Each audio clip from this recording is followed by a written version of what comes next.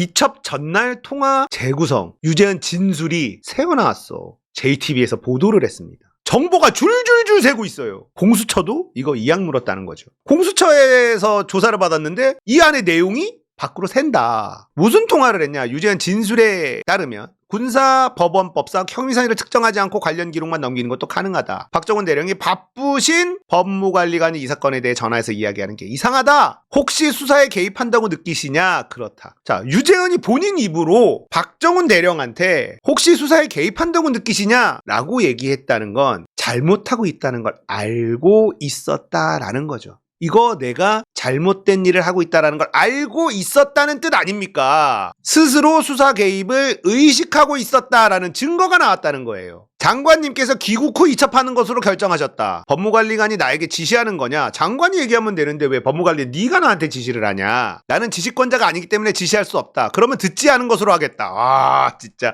박정훈 대령 진짜. 난세에는 영웅이 등장합니다. 이 사건 박정훈 대령 같은 참군인이 아니었으면 흐지부지 그냥 됐을 거예요. 윤석열이 원하는 대로. 안 그렇습니까? 누가 이거를 이렇게 하겠습니까? 지금 나한테 지시하는 거요? 지시권자가 아니기 때문에 난 지시할 수 없는데? 그래 알았어. 그러면 나는 듣지 않은 걸로 할게. 이러면 유재현이 똥줄을 차죠. 왜냐? 유재현은 오더를 받았을 거 아닌가 배? 이렇게 하면 안 된다. 내가 혐의자와 혐의 내용을 빼라고 하지 않았느냐? 이게 지시지. 이게 지시하면 뭐야? 법무관리관님. 지금 나에게 이렇게 이야기하는 것은 외압이 될 수 있다. 나는 지금 상당한 외압으로 느끼고 있다. 게임 끝났지 뭐. 이첩 시기를 장관님 귀국 이후로 해야 된다. 장관님이 법무관리관을 통해 수사단장에게 지시하는 거냐? 너 지금 나한테 지시하는 거니? 계속 물어봅니다. 아니다. 그냥 옆에서 들었다. 옆에서 들은 것을 수사단장이 장관님의 지시로 받아들이는 것이 맞느냐? 그러니까 박정훈 대령은 아니 그러면 장관이 직접 나한테 전화하라 해. 내가 왜 네 지시를 따라? 국방부 장관이 직접 하는 거면 모르겠지만 이 얘기를 계속 한 거예요. 근데 장관도 못하지. 장관이 하면 안 되니까. 그러니까는 돌려치기로 막 한 건데 그래서 유재현까지도 끌려 들어간 거예요 이거는. 자 이렇게 되면 어떻게 되냐? 임종득 있죠? 처벌 받아야 됩니다. 그러면 당선 무효되겠죠. 예.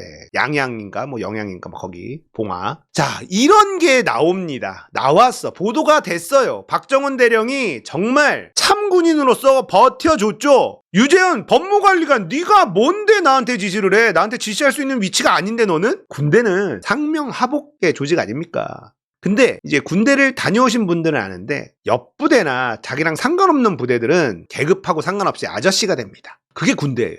나랑 관계 있는 직속 라인은 상명하복이 철저하지만 옆 동네만 가도 아저씨 이게 군대예요. 내가 짝대기 하나야. 저기 병장이 있어. 아저씨라고 부릅니다. 쫄병이 저쪽 부대 병장한테 아저씨라고 불러요. 그런 게 군대야. 근데 유재현이 뭐 알아? 군대를? 아니 내가 해병대 대령인데 대통령실 법무관리관이 왜 나한테 지시를 해? 안 돼.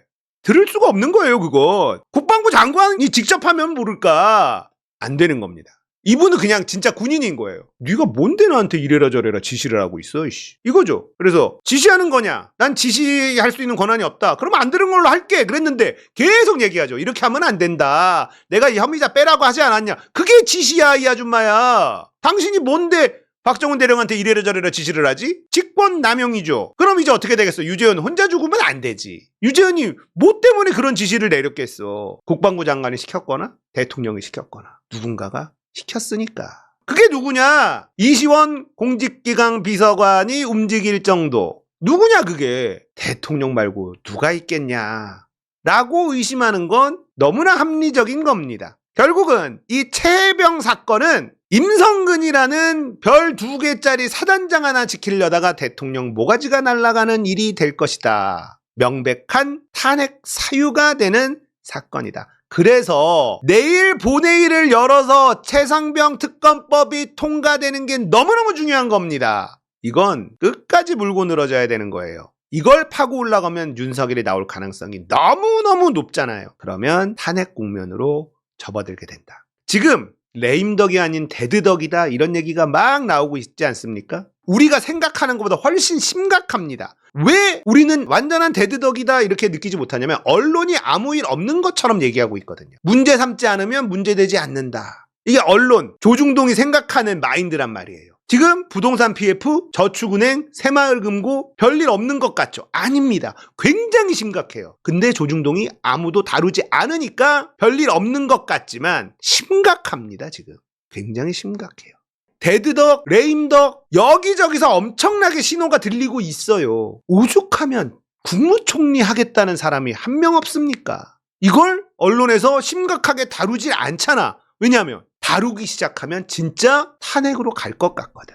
그러니까 이 최상병 사건이 특검법으로 가게 되고 지금 공수처도 이악 물고 이거 진실 규명하겠다라고 지금 하고 있잖아요. 조사한 내용이 언론으로 솔솔 새나가고 있잖아요. 그동안 공수처 했었던 거 생각해 보세요. 피의사실 공표이기 때문에 말할 수 없다. 이게 공수처로만 사건 들어가면 그 어떤 정보도 안 나왔는데 이 사건은 줄줄줄 셉니다. 정보가. 줄줄줄 새요. 어떻게든 공수처도 확실하게 뭔가를 매짐을 짓고 싶은 의지가 지금 보이는 사건이고 이게 진실이 막 드러나기 시작하면 조중동이 윤석열 실드 못 친다. 이미 레임덕은 심각하게 진행되고 있는데 조중동이 탁 돌아서는 순간 굉장히 급속도로 탄핵 국면으로 접어들 수밖에 없다. 이렇게 저는 예상합니다. 그래서 최혜병 사건은 이 특검법은 무조건 내일 통과가 돼야 되는 겁니다. 이 사건은 윤석열 탄핵으로 가는 도화선이 될 것이다.